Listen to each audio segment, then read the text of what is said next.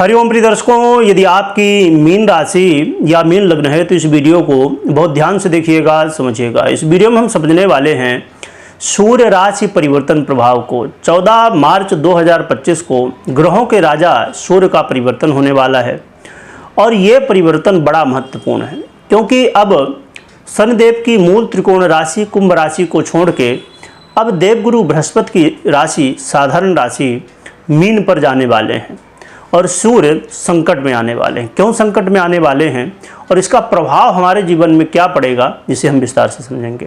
परंतु उससे पहले मैं महत्वपूर्ण जानकारी दे दूं कि यदि आप चाहते हैं कि ज्योतिष की जानकारी, जैसे राशिफल आप देखते हैं या ज्योतिष सीखना चाहते हैं, वास्तु हो गया, व्रत त्यौहार से संबंधित जानकारी हो गई, अंक ज्योतिष, हस्तरेखा या अन्य भी ऐसी जानकारी यदि आप प्राप्त करना चाहते हैं तो आप जुड़ सकते हैं टेलीग्राम चैनल से। उसकी लिंक डिस्क्रिप्शन में दी हुई है, जिसमें सभी जानकारियां एक साथ ही आपको मिल जाएंगी। और यदि आप ज्योतिष सीखना चाहते हैं तो आप जुड़ सकते हैं चिंतामणि ज्योतिष ज्ञान से, जो कि यूट्यूब में अवेलेबल है चैनल, और यहाँ से ज्योतिष आप सीख सकते हैं। आइए जानते हैं कि इसका प्रभाव हमारे जीवन में क्या पड़ेगा और सूर्य संकट में क्यों है। क्योंकि देखा जाए तो जब ये मीन राशि में गोचर करेंगे, यानी आपकी ही राशि में गोचर करेंगे, तब राहु पहले से ही मीन राशि पर गोचर कर रहे हैं और राहु और सूर्य एक साथ होंगे, जिससे ग्रहण योग का निर्माण होगा। आपने सुना होगा कि सूर्य ग्रहण पड़ने वाला है, चंद्र ग्रहण पड़ने वाला है, तो कुछ घंटों के लिए, कुछ मिनटों के लिए होता है। तो हम सुनते हैं कि ऐसा हो जाएगा, वैसा हो जाएगा, परंतु अब ये 1 महीने के लिए लगभग ग्रहण होने वाला है। यानी कि 1 महीने के लिए ग्रहण योग का निर्माण होगा और सूर्य ग्रहण योग में रहेंगे। और यहाँ पर थोड़ी और बारीकी से यदि देखें तो देखा जाए तो जब मीन राशि में गोचर कर रहे होंगे तो केतु भी कन्या राशि में गोचर कर रहे हैं और सूर्य को देखेंगे, तो यहाँ केतु से भी प्रभावित होंगे सूर्य। इसके अलावा ये जब मीन राशि में गोचर करेंगे तो इसमें थोड़ा और भी यदि हम डीप में जाते हैं तो देखा जाए तो पूर्वा भाद्रपद, उत्तरा भाद्रपद और रेवती तीनों नक्षत्रों से गोचर करेंगे। यानी देवगुरु बृहस्पति का नक्षत्र पूर्वा भाद्रपद, फिर उत्तरा भाद्रपद यानी शनि का नक्षत्र, और रेवती यानी बुध का नक्षत्र।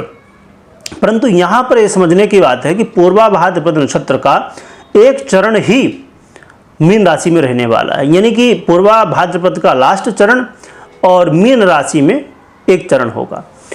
तो यहाँ पर लगभग 3 से सवा 3 दिन का समय होगा जो कि सूर्य का गोचर होगा पूर्व भाद्रपद में। तो ये तो ठीक रहेगा, बहुत ठीक नहीं पर फिर भी ठीक कहेंगे, क्योंकि गुरु के नक्षत्र में होंगे और उसके बाद शनि के नक्षत्र में आएंगे, इस समय विशेष रूप से सावधानी।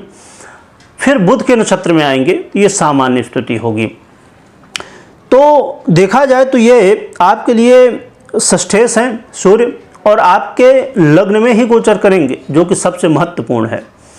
तो क्या प्रभाव डालेंगे, आइए हम समझते हैं। तो देखा जाए तो इस समय कई बार आपको मानसिक तनाव और अपने मन में ही आप किसी विषय को लेकर बहुत सोचेंगे, बहुत ज़्यादा विचार करेंगे, अंदर मन में भय भी आएंगे कि ये हो जाएगा, वो हो जाएगा, ऐसा हो जाएगा, वैसा हो जाएगा। यानी मन कहीं ना कहीं भटकाव की स्थिति की ओर बढ़ेगा। कई बार अपमान की स्थितियाँ भी बनेंगी, मान सम्मान में कमी देखने को मिलेगी, और कई बार आप जो निर्णय लेंगे वो गलत निर्णय साबित हो सकते हैं और उससे आपको कहीं ना कहीं आगे चल के समस्याएं देखने को मिल सकती हैं। तो इस समय जो आप निर्णय लें, कोई भी निर्णय हो, तो बहुत सोच समझ के लें और अपने विपरीत का पूर्ण सम्मान करें। क्योंकि कई बार यहाँ पर ये देखने को मिलेगा, क्योंकि ये आपके लग्न में गोचर करके आपके मैरिज लाइफ में दृष्टि डालेंगे, तो बहुत ज़्यादा समस्या तो नहीं है, पर हाँ कई बार वाद विवाद की स्थिति देखने को मिलने वाली है, जो कि इसका लाभ जो है तो उन लोगों को मिलेगा जो कहीं ना कहीं आपके खिलाफ साजिश करना चाहते हैं।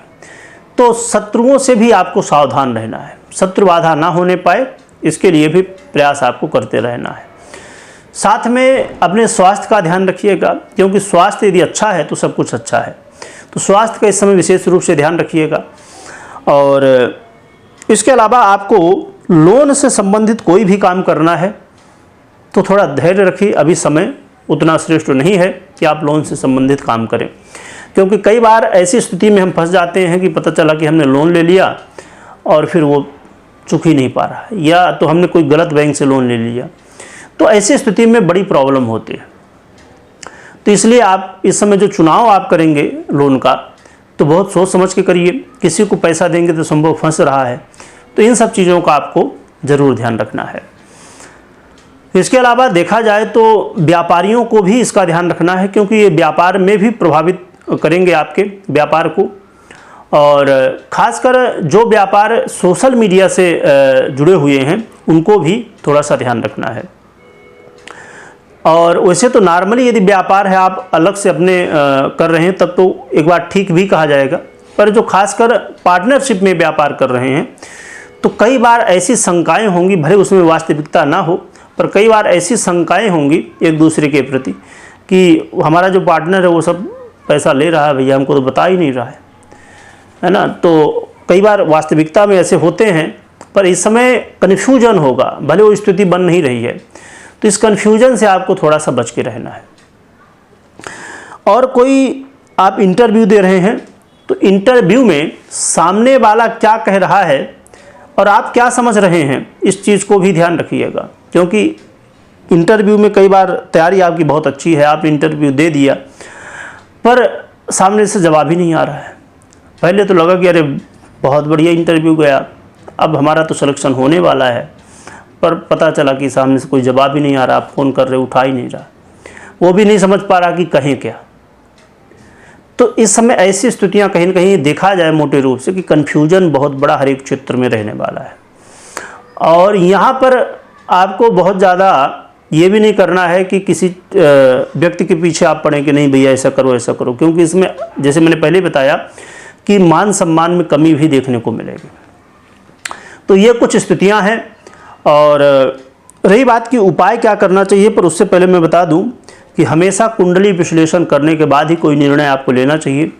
क्योंकि कई बार जब आप सुनते होंगे कि सभी बता रहे हैं कि बहुत अच्छा होने वाला है, अब तो भैया लॉटरी लग जाएगी, ये हो जाएगा, पर उस समय तो सबसे ज़्यादा नुकसान हो चुका होता है। इसके पीछे कारण क्या है कि संभव कि आपकी जन्म कुंडली की स्थिति ठीक ना हो, दशाएँ इस समय अच्छी ना चल रही हों। तो इसीलिए पर्सनल जन्म कुंडली विश्लेषण करना और उसके बाद ही निर्णय लेना, यही बुद्धिमानी है। यदि आप गोचर को सुन के खाली निर्णय लेंगे तो पता चला कि उस समय यदि तुक्का लग गया तब तो अच्छा है, और नहीं तो फिर सीताराम। तो इसलिए इस बात का बहुत ज़्यादा आपको ध्यान रखना है। रही बात उपाय की, तो उपाय के लिए एक तो भगवान सूर्य की आराधना करिए और अपनी दिनचर्या को इस समय बहुत बेहतर बनाइए। जितना जल्दी हो सके तो उठिए सुबह, रात्रि में सोइए समय से, और संभव हो यदि आपके लिए तो आप योग प्राणायाम वगैरह करें और साथ में सूर्य नमस्कार भी कर सकते हैं। इससे भी काफ़ी ज़्यादा आपको राहत देखने को मिलेगी। और यदि मेडिटेशन कर सकें, ध्यान कर सकें, तो ये और भी ज़्यादा आपके लिए अच्छा है। और इस समय एक बात का और भी ध्यान रखें कि जब भी कुछ आप कह रहे हैं किसी को या कुछ निर्णय ले रहे हैं, तो थोड़ा सा समझिए कि कल निर्णय लेना, किसी को कुछ कहना, आज ही आप विचार कर लीजिए, 2 बार 4 बार सोच लीजिए, समझ लीजिए, फिर करिएगा, तो ये भी अच्छा रहेगा आपके लिए। आराधना की बात की जाए तो भगवान विष्णु की आराधना कर सकते हैं। विशेष रूप से भगवान विष्णु को तुलसी अर्चन कर सकते हैं, इससे काफ़ी ज़्यादा आपको लाभ मिलेगा। और यदि आपके लिए संभव हो तो विष्णु सहस्त्र नाम का पाठ कर सकते हैं या भगवान विष्णु के मंत्रों का जप कर सकते हैं। तो ये उपाय आप कर सकते हैं, तो इससे आपको सपोर्ट मिलने वाला है। वीडियो देखने के लिए बहुत बहुत धन्यवाद।